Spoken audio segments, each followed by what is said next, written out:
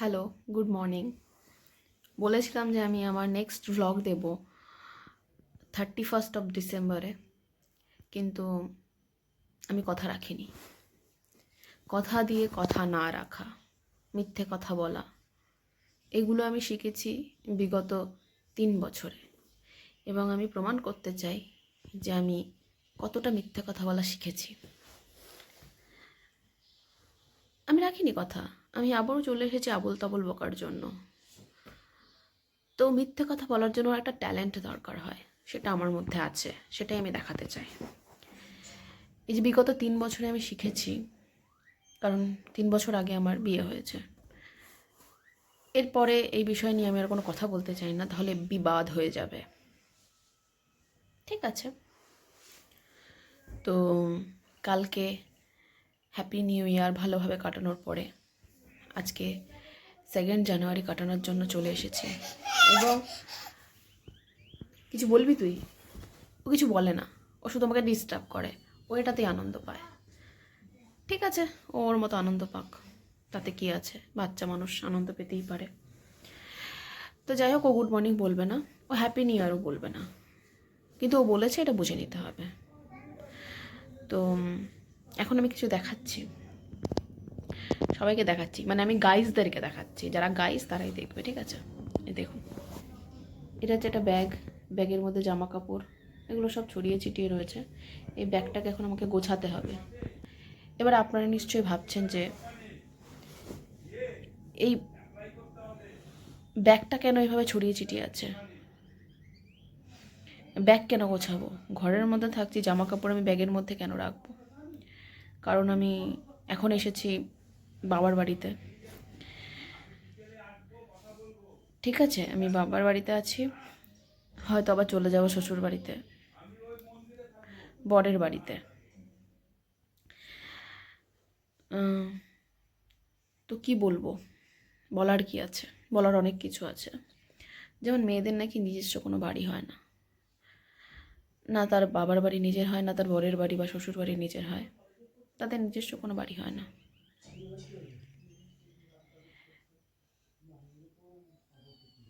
আমারও সে একই অবস্থা, আমারও নিজস্ব কোনো বাড়ি নেই, বাবার বাড়িও আমার নয়, বরের বাড়ি তো আমার নয়, এরা চাইলে যখন খুশি আমাকে বের করে দিতে পারে। আমারও নিজের বাড়ি বলে কিছু নেই। আমার নিজের ফ্ল্যাট আছে, হ্যাঁ, বাড়ি না থাকতে পারে, আমার নিজের ফ্ল্যাট আছে।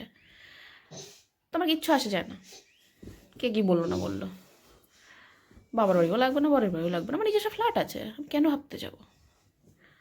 পৃথিবী জাহান্নামে যাক, কারণ আমি বড় লোক, আমি গরিবের মতো বাড়িতে থাকি না, আমি নিজের নামে একটা ফ্ল্যাট করে নিয়েছি, দ্যাটস ইট। তো এইসব নিয়ে যারা গরিব মানুষ তারা মাথা ঘামায়, আমি ঘামাই না, কারণ আমি বড় লোক। তো এখন আমি যেহেতু বাবার বাড়িতে আছি, এই জিনিসগুলো আমাকে গুছিয়ে রাখতে হবে। দেখুন, আমি টিপিক্যালি আমি একটা খুব কুড়ে মানুষ, খুবই কুড়ে, যে কোনো কাজ করে না, শুধু খায় আর ঘুমায়, মাঝে মধ্যে ফোন চালায়।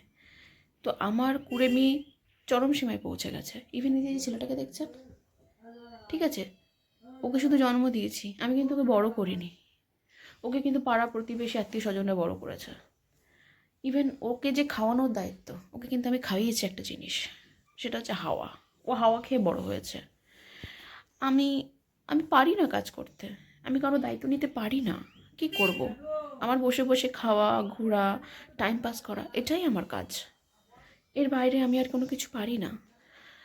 আর এটা এটা নিয়ে আমার কোনো অহংকার নেই। আমি খুব সিম্পল থাকতে ভালোবাসি, আমি সিম্পল থাকবো। তো ঠিক আছে, কিন্তু এই মুহূর্তে তো কেউ নেই কাজ করার, তাই ব্যাগটা একটু গুছিয়ে রাখতে হবে। তবে আমি একা গোছাবো না, আমি এই ছেলেটাকেও সাথে নিয়ে নেবো, ওকে বলবো তুইও কাজ কর, এখন ছোটোবেলা থেকে কাজ শেখা উচিত, তাই না? তো ওইসব নিয়ে বেশি হেডেক নিই না, যেমন আছি তেমন থাকবো। তো আপাতত সকালের এই কাজটা করে নিই, বাকি যে কথাবার্তা হবে একটু পরে হচ্ছে। হ্যাঁ, আসছি গাইজ, টাটা।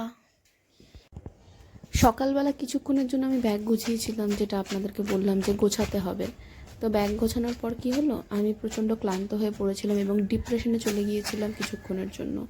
তাই ভাবলাম ডিপ্রেশন কাটানোর জন্য একটু ঘুরে আসি। তাই আমি আমার ছেলেকে নিয়ে ঘুরতে বেরিয়ে পড়লাম।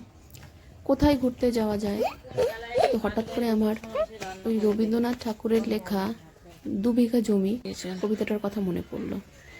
সেই কবিতার থেকে ইন্সপায়ার হয়ে স্বস্তিকের দাদু, মানে আমার ছেলের দাদু, 2 কাঠার থেকে একটু বেশি একটা বাগান কিনেছে।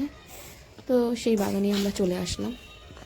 আমার ছেলে বাগানটা পরিদর্শন করছে এবং সে বোঝার চেষ্টা করছে এইখানে যদি কোনো বিল্ডিং বানানো হয় কোথার থেকে শুরু করে কোথায় শেষ করবে। দাদুর জমি বলে কথা, নাতির তো একটা মরাল কি বলবো রেসপন্সিবিলিটি থেকেই যায়।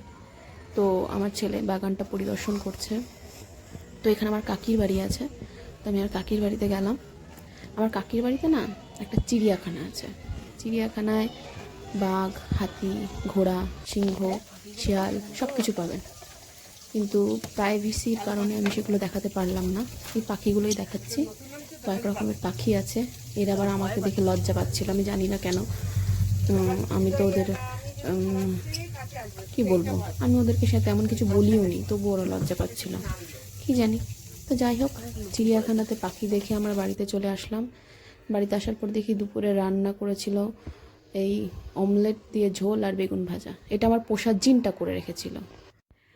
দুপুরবেলা পোষা জিনের হাতের রান্না খেয়ে আমার বেশ ভালো লেগেছিল। বেশ রান্নাটা ভালোই করে, কারণ আমার কাছ থেকেই তো রান্নাটা শিখেছে।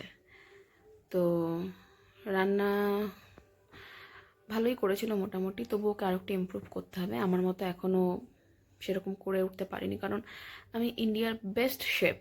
আমার মতো রান্না কেউ করতে পারে না, ঠিক আছে? কেউ যদি দাবি করে আমার থেকে ভালো রান্না করতে পারে, সে সে বোকা, সে নিষ্পাপ, সে এখনও পৃথিবীর কিছু দেখেনি। তো যাই হোক, আমি আর পোষা জিনকে বললাম এরপর থেকে ভালো করে রান্না করবি, আর এই 1 পদ 2 পদ দিয়ে আমি খেতে পারি না, মিনিমাম 10 পদের রান্না না হলে তোর খবর আছে। তো ভয় পেয়ে গেল।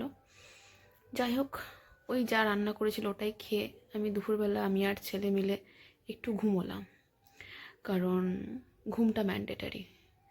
আমি ঘুমোতে চাই না, কিন্তু ঘুম বলে যে তোমাকে ঘুমোতে হবে, তুমি যদি না ঘুমাও আমাদের কি হবে। তো ঘুমের কথা ভেবেই আমি ঘুমিয়েছিলাম, নাহলে ঘুমানোর আমার কোনো ইচ্ছে নেই।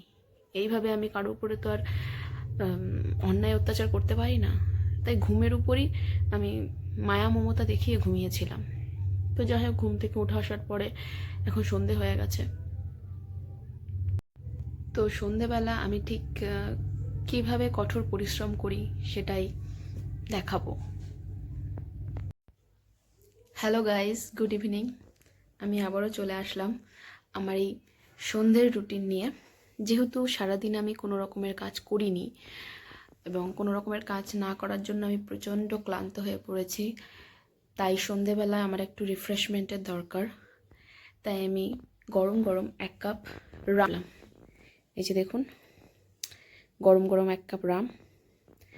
এই গরম গরম রাম খেয়ে আমি আমার সন্ধ্যের একটা রিফ্রেশমেন্ট নিয়ে আসব।